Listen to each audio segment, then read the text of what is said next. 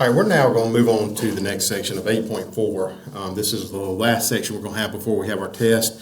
On sections 8.1, 8.2, 8.3, you've kind of gotten the basics, the foundation for solving equations. You've worked with one-step equations, also known as simple equations. You've worked with two-step equations. Now we're going to get into what are called multi-step equations that incorporate the use of the distributive property.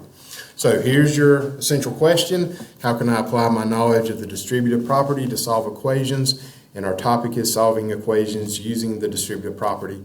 And as you can see here, it goes with digits 8.4. So if you will, take a minute to copy this information down into your notes, please. Now, I'm going to emphasize, if all you're doing is copying this down, you're not listening to what I'm having to say, it's not doing you a bit of good. So take the time, listen to it, look over your notes, study it, practice the problems, make sure you're doing what you need to do so that you'll be successful. All right, so if you need to, like as always, pause the video and then move on. All right, when solving equations using the distributive property, this right here is just kind of review. You don't need to copy anything down on this page, but if you will, just kind of pay attention to it as I go along with it. What is the distributive property? You know what the distributive property is. We have talked about the distributive property. If you have a problem, such as x plus 2 in parentheses with 3 on the outside, we know that we're going to distribute that 3 to each component or term on the inside. So we're going to do 3 times x, which gives you 3x. We're going to distribute the 3 with the 2, which 3 times 2 is 6, so that gives us 3x plus 6. And as we all know, 3x plus 6, they don't have like terms, so we leave our answer the way it is. So 3x plus 6. And then as I scroll through, we've already talked about factors, and we know that we had to add the terms if they have like terms, but this did not, so we just leave it as 3x plus 6. All right, this is kind of the news part that I need you to copy down. Solving equations using the distributive property. On the left-hand side here, the question is, how do I use the distributive property to solve equations? That is our essential question. You do not need to copy that down again, so no need to copy that part down. All right, first thing I want you to do, though, is I do want you to copy these steps down. So I'm going to highlight this information for you. So number 1, first thing we're going to do when we have the distributive property in equations, and you have to be aware of when we have the distributive property. It's going to have a set of parentheses. It's going to have a number on the outside of parentheses. So the first thing we're going to do is use the distributive property to multiply the term outside the parentheses times each term inside the parentheses. So I am going to highlight this. And again, you can abbreviate things. You can do what's called shorthand. Try to figure out a way to write it so you don't have to copy everything down. Second thing, we're going to follow the process of solving a two-step equation. We've already talked about the process. First thing we do is look for multiplication and division. First thing we do is addition and subtraction. Then we take care of second with multiplication and division. All right, so that takes care of that. Remember, solving equations. First thing we do, adding and subtracting. Second thing, multiplying and dividing. And the last thing, check our work. All right, so now we're going to move on to incorporating the distributive property. So let's go with this example here. First thing we're going to do is we're going to look to see if we have anything that we can incorporate the distributive property with. So number 1, we do have parentheses. We have stuff in parentheses, 3x minus 6 in this case, and we have 3 on the outside. So what I'm going to do is I'm going to distribute that 3 with a 3x, and I'm also going to distribute it with that minus 6. So that's going to give us 3 times 3x plus the 3 again being multiplied by the negative 6 equals 18. So the first thing I've done is I've done number 1 up here, using the distributive property. So I'm going to go to this left side where I have these steps, and instead of taking these steps the way it is here, I'm going to now incorporate, my first step is incorporate the distributive property. Then add or subtract, then multiply or divide, and then finally check our work. So no longer are we using adding and subtracting, multiplying and dividing as our 2 steps. We're now going to incorporate the use of the distributive property. All right, now that I've distributed, I'm going to just go through and multiply. 3 times 3x gives you 9x. 3 times the negative 6 gives you negative 18. So I'm going to write that as minus 18. equals 18. All right, so I've taken care of the first step. I'm going to go through my process.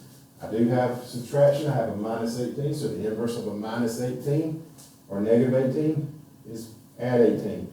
So I have to do things, the same thing to both sides of the equal sign. So I add 18 on the left side, so I add 18 on the right side. These are opposites, so they cancel out. So what I've done is I've incorporated the addition property of equality. So when that cancels out, that leaves 9x equals 18 plus 18 is 36. So that leaves us 9x equals 36. Let me erase that and make it a little bit clear. All right, we've taken care of our distributive property, adding and subtracting. Now let's take care of the multiplying and dividing. 9x means multiplication. The inverse of that is division. So I'm going to divide each side by 9 to keep everything balanced. The two 9s right there cancel out. 36 divided by 9 is 4. So we get x equaling 4 is our answer. So what I have incorporated is the division property of equality. We got an answer of 4, so now we can check our work. So what I'm going to do is I'm going to take the original problem. And you can do this in your head, some of you might need to write it out. So if I get an answer of 4 for x, that's 3 times 4 is 12. 12 minus 6 is 6. So I take that original 3 right here. 3 times 6 is 18. And that's what we have up here in the original problem. So this answer works out. So again, if you will copy this problem down, please. And where we have gone through this process.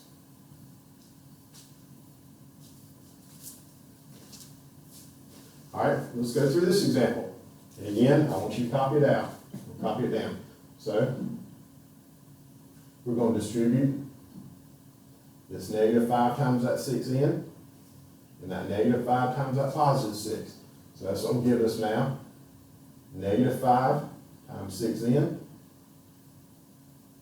and then negative 5 times positive 6.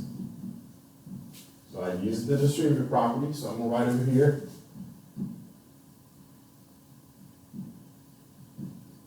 I've incorporated the use of the distributive property, so I have my steps. So I'm going to multiply now. Negative 5 times positive 6, negative times positive is negative, so that gives us negative 30 in. Negative 5 and a positive 6 gives you minus 30 equals 30. All right, so I've taken care of step 1, using the distributive property. Second step, look for any addition or subtraction. I don't know why I put division there, but look for addition and subtraction. I have a minus 30, so the opposite of that would be a plus 30, so I add 30 to both sides. When I add 30 to both sides, I'm using the the addition property of equality.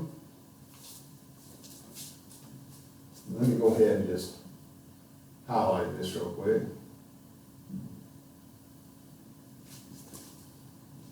So you can write these steps down as we go. So when I do, that cancels out, they're opposite, so they go to 0. So I drop down the negative 30 in, equals 30 plus 30 is 60. So I've taken care of step 2 over here, so I'm going to go to step 3, which is where we incorporate multiplying or dividing. This has negative 30 in, which is multiplication. The opposite of that, or inverse of that, is division. So I divide each side by the number that's with the variable. So in this case, I divide by negative 30. These two negative 30s cancel out, which leaves in. And then right here, 60 divided by negative 30, if you want to cancel out the zeros, that gives us 6 divided by negative 3, gives us negative 2. So my last step right here, I've used the division property of equality. And again, let me highlight this. And the final step is to always check your work. So in my fourth step now is to check our work. So I got an answer of negative 2, so I'm going to go right back to the original problem. And I'm going to say negative 5 with 6n plus 6 on the inside. And what I'm going to do here is I'm going to just kind of work it out in this little space. So I have negative 5 times 6n plus 6, and I want to see if that equals 30. I have an answer of n equals negative 2, so I'm going to substitute that in. I have a lot of parentheses right here. 6 times negative 2 gives us negative 12, and I probably should have put brackets right there to separate everything. That gives us negative 12 plus 6 on the inside. Negative 12 plus 6, different signs, I subtract it, sign of the bigger number. So when I subtract, I get 6. The sign of the bigger number gives you negative 6. So that now gives us 5. Actually, this should be a negative 5. I forgot to put that. So a negative 5 times a negative 6 gives you a positive 30, which is what we have right here. So that proves that n does equal to negative 2. All right, let's go through this one. All we're doing is just giving you practice. I'm going to distribute that positive 4, so that's going to give you 4 times negative x plus 4 times 4 equals 12. First thing I'm going to do is the distributive property. So I've just applied the distributive property here. So that gives us negative 4x plus 16 equals 12. Second step is to apply addition and subtraction. I have a plus 16, so the inverse of that is put a negative 16. 16 minus 16 is 0, that cancels out, so I bring the negative 4x down. 12 and a negative 16, that's different signs, so I subtract. Take the sign of the bigger number. 16 minus 12 is 4. 16 is the bigger number, so that gives us a negative 4. So right here, we've used the subtraction property of equality. So I go to my third step, which is apply the use of multiplication and division.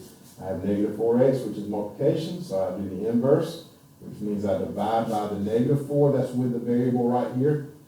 So I divide each side by that negative 4, which means I've used the division property of equality. The two negative 4's cancel out to leave x. Negative 4, negative 4. A negative divided by a negative is positive, so that gives us a positive 1. So, again, if you will take the time to copy this information down, all I'm doing is just giving you practice. All right? This one works a little bit different. You have a negative sign, which we're still going to distribute. We talked about distributing the negative sign. It makes everything on the inside become the opposite. That becomes a negative n plus 8 equals negative 2. Only the things on the inside of the parentheses become the opposite. All right, I have a plus 8, so I've got to subtract 8. This cancels out. I drop down, bring down my negative n. Negative 2 and a negative 8, same signs, I add. Take the sign, keep the sign, so it gives us negative 10. All right, this particular problem can cause issues with students if you're not careful. So again, if you'll copy everything out, I use the subtraction property of equality. I now have negative n. If you think about it, we know it does not have a coefficient in front of it, but we do know if a variable does not have a coefficient, it has a coefficient of 1. So if we put a 1 there, that makes it negative 1. So what I'm going to do is I'm going to divide each side by that negative 1. The negative 1's cancel out, that leaves n equals positive 10. So I use the division property of equality, and I got an answer of positive 10. I can check the work. 10 minus 8 is 2. If I put that negative sign with that 2, that gives me negative 2. And does negative 2 equal negative 2? Yes, it does, so that proves to be correct.